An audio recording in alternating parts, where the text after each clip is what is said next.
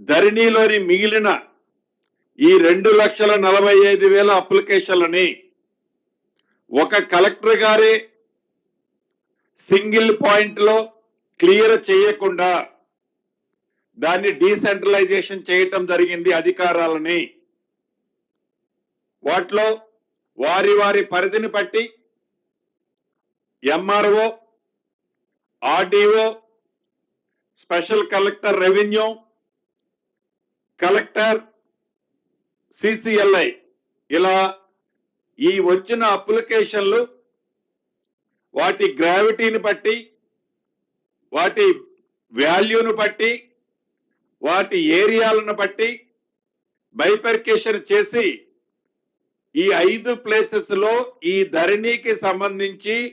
33 modules లో వచ్చే application ని పరిష్కరించడం కోసం అధికారాలు డీసెంట్రలైజేషన్ చేయటం జరిగింది. చేసి ధరణి అప్లికేషన్ల కోసం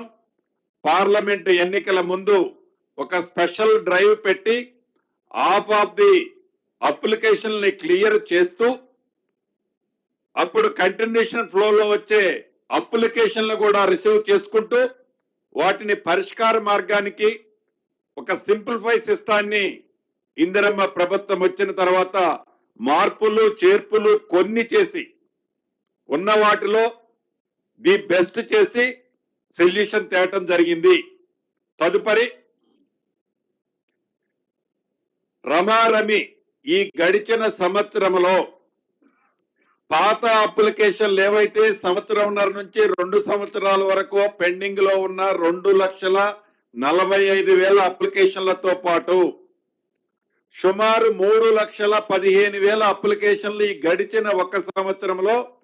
కొత్త అప్లికేషన్లు ఎవరైతే ఇబ్బందులు పడుతున్న భూములున్న ఆసాములు అప్లై చేసుకోవటం జరిగింది. వీటన్నిటిని కలిపి ఇందిరమ్మ ప్రభుత్వం వచ్చిన తర్వాత సుమారు 4,98,000 అప్లికేషన్లని పరిష్కరిస్తూ ఇంకా గడిచిన 30 నుంచి 45 రోజుల మధ్యలో వచ్చిన అప్లికేషన్లు 60,000 వరకు వివిధ స్థాయిల్లో ఈనాడు ఆఫీసర్స్ దగ్గర ఈ ధరణి అప్లికేషన్స్ పెండింగ్ ఉన్నాయి. వీటితో పాటు ఏదైతే ఈ ధరణి గతంలో ఒక ఇంటర్నేషనల్ కంపెనీకి ఆపరేషన్కి ఉండేది, టెరాసిస్ అనే కంపెనీకి వాళ్ళ అగ్రిమెంట్ పీరియడ్ మొన్న నవంబర్తో కంప్లీట్ అయింది. డిసెంబర్ 1 నుంచి ఆ విదేశ సంస్థ నుంచి పూర్తిగా బ్యాక్ తీసుకొని మన కేంద్ర ప్రభుత్వానికి సంబంధించిన ఎన్ఐసి కంపెనీకి ఆనాడు విదేశ కంపెనీకి అయిన ఖర్చు కంటే తక్కువ ఖర్చుతో మన స్వదేశ సంస్థ అయిన ఎన్ఐసి కంపెనీకి ఈ ధరణి పోర్టల్ ని డిసెంబర్ 1 నుంచి హ్యాండ్ ఓవర్ చేయటం జరిగింది. ఏదైతే ఆనాటి ఆ ధరణిని పూర్తిగా హ్యాండ్ ఓవర్ చేయటం కోసం ఈ ఎన్ఐసి వారి సమక్షంలో పాత టీము 1 మంత్ అంటే ఈ డిసెంబర్ లో వీరి పక్క నుండి వీరికి ఏ రకమైన సందేహాలు వచ్చినా యాజ్ పర్ అగ్రిమెంట్ కండిషన్ ప్రకారము ఆ టెరాసిస్ కు సంబంధించిన టీము వీళ్ళతో కోఆర్డినేట్ చేసుకొని ఈ ఛార్జ్ టోటల్ గా ఎన్ఐసి ఆధ్వర్యంలో ఈ డిసెంబర్ చివరికి టోటల్ గా వీరికి హ్యాండ్ ఓవర్ చేయటం జరుగుద్ది. వీటితో పాటు ఏదైతే 2020 ROR చట్టం, ఆ చట్టంలో ఉన్న అనేక లొసుగులు, ఆ చట్టంలో ఆనాటి పెద్దలు వారి స్వార్థం కోసం ఏర్పరచుకున్న కొన్ని క్లాజులు, ఆ క్లాజులతో సామాన్య గ్రామీణ ప్రాంతంలో ఉండే సామాన్యులు పడుతున్న ఇబ్బందులు, వాటి పరిష్కారాన్ని కనుక్కోవటం కోసం 2020 చట్టాన్ని ప్రక్షాళన చేసి 2024 కొత్త చట్టాన్ని దేశంలోని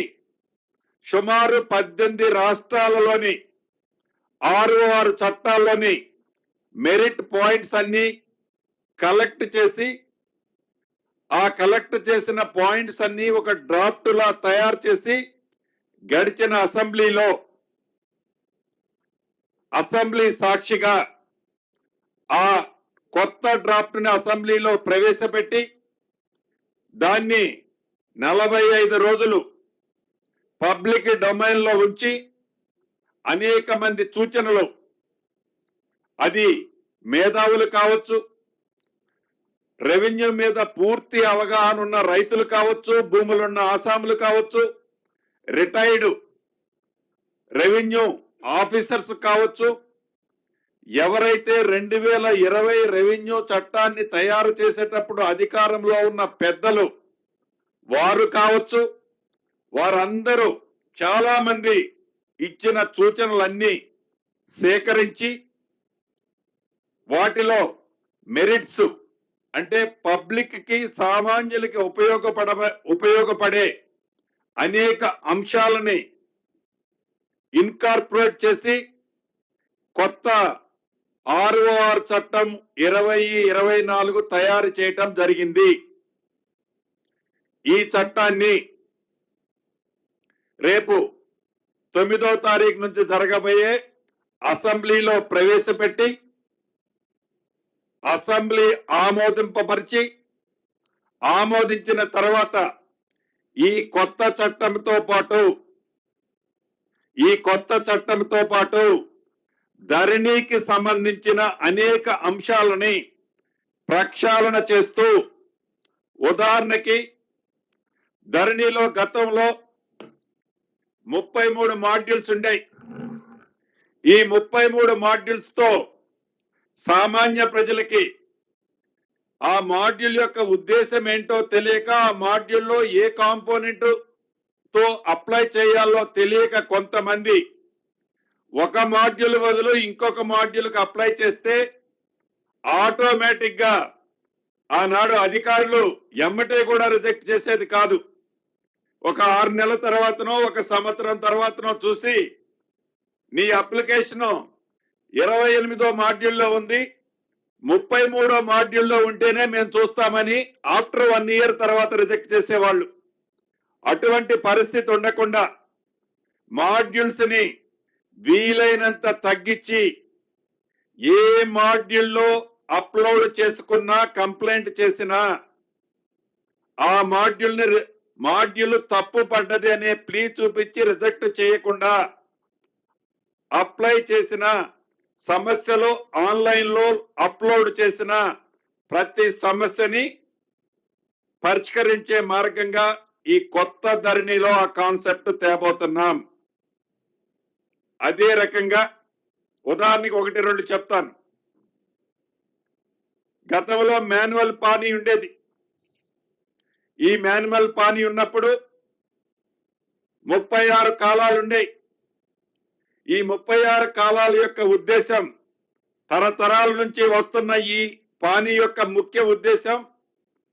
ఈ తరతరాల నుంచి ఈ భూమి యొక్క పుట్టు పూర్వత్రాలు, ఈ భూమి యొక్క స్వభావం, ఈ భూమి యొక్క ఎంటైర్ హిస్టరీ, అది మెట్ట భూమే, సాగు భూమే, కొండలు గుట్టలు వాగులు వంకల, శిస్తు ఎంత కడుతున్నారు, ఒరిజినల్ దీని పట్టేదారు ఎవరు, కాస్తులోకి ఎవరు వచ్చారు, ఎన్ని సంవత్సరాల నుంచి వచ్చారు, ఇలా ఈ 36 క్వశ్చన్స్ తో పాత మాన్యువల్ పానీ సిస్టమ్ ఉండేది. ఆ మాన్యువల్ పానీ సిస్టాన్ని ఈ ధరణి కాన్సెప్ట్ తీసుకొచ్చిన తర్వాత పూర్తిగా ఓన్లీ ఒకే కాన్సెప్ట్ ఒకే కాలం పెట్టారు. ఈ ఒకే కాలం పెట్టడం వల్ల ఈ భూమి యొక్క స్వభావము, ఈ భూమి ఎవరి నుంచి ఎవరికి వచ్చింది, ఈ భూమి మెట్ట భూమే, మాగాణి భూమే, కొండల గుట్టల వాగుల వంకల అనేది ఎక్కడా డిస్ప్లే అవ్వదు. ఇప్పుడు శిస్తు అంటే ఎలా లేదు, అప్పుడు ఆ శిస్తు కన్సంచిన ఆ కాన్సెప్ట్ తో కూడా మనకి కొంత విజువల్స్ కనిపించాయి. దాన్ని ప్రక్షాళన చేసి కనీసం అవసరమైన ఒక 11 నుంచి 13 కాలాలు ఈ రాబోయే రోజుల్లో ప్రక్షాళన చేసే దాంట్లో ఈ ఆన్లైన్ వెబ్సైట్ లో ఈ ధరణి బదులు తేబోయే కొత్త పోర్టల్లో 11 నుంచి 13 కాలాలు ఈ మార్పులో భాగంగా తీసుకురాబోతున్నాం. వీటితో పాటు ఏదైతే ఈ ROR చట్టం 2024 ఈ ధరణిలో చేసే అనేక ప్రక్షాళనని బోత్ ఇన్కార్పొరేట్ చేసి ఈ రెండింటిని సింక్రనైజ్ చేసి ఈ చేసిన తర్వాత ఏదైతే 2014కి ముందు సబ్ రిజిస్ట్రార్ల దగ్గర ప్రొబిటెడ్ లిస్టుకు సంబంధించిన ప్రతి గ్రామానికి సంబంధించిన ఆస్తుల లిస్టు సబ్ రిజిస్ట్రార్ల దగ్గర ఉన్నది. ఈ సబ్ రిజిస్ట్రార్ల దగ్గర సంబంధించిన లిస్టు ఏదైతే ఉందో ఆ లిస్టుతో ఈ ప్రక్షాళన చేసిన కొత్త ధరణి యాప్లోకి దాన్ని సూపర్ ఇంపోజ్ చేసి టోటల్ రాష్ట్రంలో ప్రభుత్వానికి సంబంధించిన రెవెన్యూ భూములు కానివ్వండి, వక్ఫ్ బోర్డుకు సంబంధించిన భూములు కానివ్వండి, దేవాదాయ భూములు కానివ్వండి, అదే రకంగా ఫారెస్ట్ భూములు కానివ్వండి, ఇతరత్ర చాలా సెక్టార్లకు సంబంధించిన ప్రభుత్వం, అది రాష్ట్ర ప్రభుత్వం కావచ్చు, కేంద్ర ప్రభుత్వం కావచ్చు, ప్రభుత్వ స్థలాలకు సంబంధించిన పూర్తి డాక్యుమెంట్ అప్పుడు మీ ముందుంచి ఆనాడు ఈ ధరణి అనే ఒక ముసుగులో ఈ 2020 చట్టంలో ఏది పేదోళ్ల సంబంధించిన ఆస్తులు, ప్రభుత్వ ఆస్తులు ఎలా ట్రాన్స్ఫర్ కాబడ్డాయో విత్ ఆధారాలతో మీ ముందు పెట్టడం జరుగుద్ది. ఈ కొత్త యాక్ట్ తో ఈ కొత్త ధరణి యాప్ బదులు వచ్చే కొత్త యాప్ తో సామాన్య ప్రజలకి, గ్రామీణ ప్రాంతంలో ఉండే సన్న చిన్నకారు పేద రైతులకి తప్పకుండా ఈ చట్టం, ఈ ధరణి కొత్త యాప్ ప్రజలకి ఉపయోగపడుతుంది. వీటితో పాటు అడ్మినిస్ట్రేషన్ కి సంబంధించిన విషయాలలో గతంలో రాష్ట్ర వ్యాప్తంగా 10,954 రెవెన్యూ గ్రామాలు ఉన్నాయి. ఈ రెవెన్యూ గ్రామాలకి మన చిన్నతనం నుంచో చూసుకుంటూ వస్తున్నాం. తప్పకుండా ఒక రెవెన్యూ వ్యక్తి ఒక్కళ్ళో ఇద్దరో ఆ గ్రామ రెవెన్యూ సైజును బట్టి ఉండేవాళ్ళు. ఏదైతే ఈ వ్యవస్థని డిమాలిష్ చేసే ముందు, ఈ రెవెన్యూ వ్యవస్థ గ్రామీణ ప్రాంతంలో ఉండే రెవెన్యూ వ్యవస్థని రద్దు చేసే ముందు అప్పుడు విఆర్ఏ విఆర్ఓలకు సంబంధించిన వారు సుమారు ఒక 25,000 మంది ఎంప్లాయీస్ ఉండేవారు. వాళ్ళలో ఎవరో, ఆ ఉద్యోగస్తుల్లో ఎవరో ఒక్కళ్ళో ఇద్దరో నలుగురో ఐదుగురో ఆనాటి దొరవారి మాట వినలేదని రాత్రికి రాత్రే ఆ వ్యవస్థని పూర్తిగా రద్దు చేసి ఆ వ్యవస్థలో రీప్లేస్మెంట్ కూడా ఏమి చేయలే. వీళ్ళని ఏదో ఒక డిపార్ట్మెంట్ కి నెట్టేయండి పుష్ చేసి రెవెన్యూ డిపార్ట్మెంట్ ని ఖాళీ చేసి, నేనేం చేసినా అడిగేవాడు ఉండడు, నేనేం చేసినా ఎవరికి తెలియకుండా ఉండాలి అని టోటల్ గా ఆ వ్యవస్థనే రద్దు చేశారు. ఇందాక చెప్పినట్టు గౌరవ ఆనాటి పిసిసి అధ్యక్షుల వారు గాని, ఇప్పుడున్న డిప్యూటీ సీఎం గారు గాని, మేమందరం ప్రజల్లోకి వెళ్ళినప్పుడు ఈ వ్యవస్థ మీద అనేక మంది ఉద్యోగస్తులు ఆ విఆర్ఏ విఆర్ఓలు అడగటం కాదు, ప్రజలు మా రెవెన్యూ గ్రామాలకి ఎవరో ఒకరు ఉండాలని కోరుకోవటం జరిగింది. ఇప్పుడు ఈ ప్రభుత్వం ఇందిరమ్మ రాజ్యంలో ఈ సంక్రాంతి లోపే